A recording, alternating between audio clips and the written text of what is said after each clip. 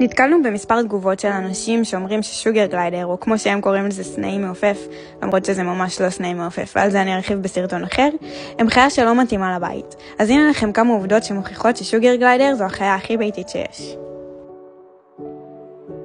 קודם כל, שוגר גליידר זה חיה סופר חברותית, הם אוהבים לשחק, הם מתאים לבני אדם. נכון שההתחלה לא פשוטה וזה יכול להיראות כאילו הם ממש לא אוהבים בני אדם, אבל יש תהליך שנקרא החתמה, שעליו ארחיב בסרטון אחר, ואם עושים אותו כמו שצריך, נותר חיבור מדהים. כלומר, הקשר שלהם מבין האדם שלהם מאוד ייחודי ומאוד עמוק, בדיוק כמו הקשר שיש לנו עם חברינו הכלבים והחתולים. עובדה נוספת, ששוגרים הם מושלמים בעלי חיים אחרים. תראו פה את פנדה ואת לואי, כמה כיף להם ביחד, חבריהם הטובים של האדם. עובדה אחרונה, שוגר גליידרים חיים בבית פי 2 ממה שהם חיים בטבע, והם בסכנת הכחדה, זאת אומרת בית סיכויי ההישרדות שלהם הרבה יותר גבוהים.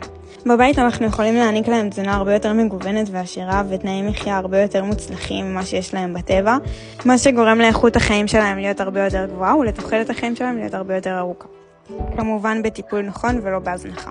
אם חידשתי לכם, לכו תפיצו את הבשורה.